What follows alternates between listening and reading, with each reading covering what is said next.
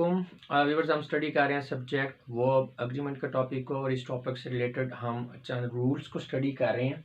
ये हमारा अभी 25th रूल है और हमारी ये वीडियो है 18th पार्ट है ये हमारे इस टॉपिक का। अगर कोई स्टूडेंट जो है इस टॉपिक को कंबाइंड फॉर्म में एक वीडियो की शक्ल में देखना चाहता है तो कंप्लीट इंग्लिश कोर्स वाली जो हमारी प्ले लिस्ट है उसमें जाए तो उसे वहाँ से ये एक ही वीडियो की शक्ल में भी मिल जाएगी।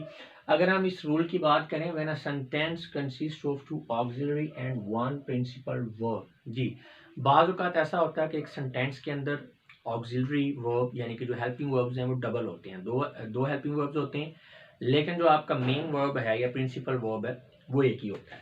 तो फिर ऐसी सिचुएशन में हमने क्या करना है, then principal verb is written once with the former auxiliary without repetition. जी, तो आपने प्रिंसिपल जो वर्ब है उसको एक ही मरतबा लिखना है। दो ऑक्सिलरी वर्ब्स होंगे तो जो पहला ऑक्सिलरी वर्ब होगा उसके साथ आप प्रिंसिपल वर्ब को लिखेंगे और आपने रिपीट नहीं करना प्रिंसिपल वर्ब को। यानी ऐसा नहीं है कि ऑक्सिलरी वर्ब आप दो यूज़ करें और दोनों के साथ ही आप प्रिंसिपल वर्ब यूज़ कर दें, ऐसा नहीं है। आपने पहला जो ऑक्सिलरी वर्ब होगा उसके साथ अपने प्रिंसिपल वर्ब को यूज़ करना है और रिपीट नहीं करना प्रिंसिपल वर्ब को।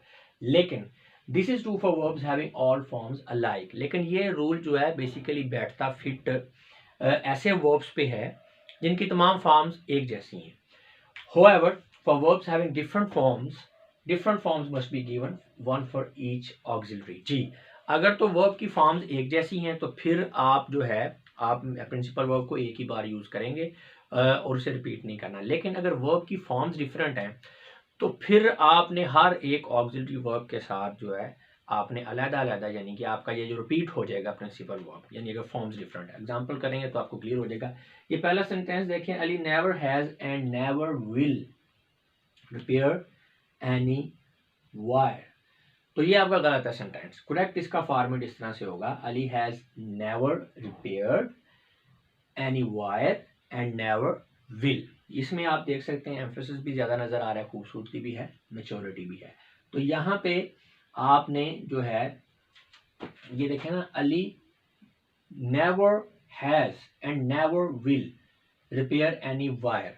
तो अब एक आम बंदा है जिसको रूल्स का नहीं पता, वो कहेगा इसमें कोई प्रॉब्लम तो नहीं है। आप कह सकते हैं कि ग्रामेटिकली तो इसमें शायद कोई प्रॉब्लम ना भी हो, लेकिन है इसमें ग्रामेटिकल प्रॉब्लम ही, लेकिन बहरहाल एरर ऑफ एक्सप्रेशन में तो ये आएगा ही। तो ये इसका करेक्ट फॉर्मेट होगा। इसी तरह नेक्स्ट देखिए, I never has repaired and never will repair any wire. तो ये भी सेंटेंस आपका करेक्ट है। इसमें आप देख सकते हैं कि यहाँ पे वर्ब की फॉर्म हमने रिपेयर्ड यूज़ की हुई है, यहाँ पे हमने रिपेयर यूज़ किया है, डिफरेंट फॉर्म्स यूज़ की हैं, तो लिहाजा हम इनके साथ जो है ऑक्सिलरी वर्ब जो हैं अलग-अलग से लगा सकते हैं।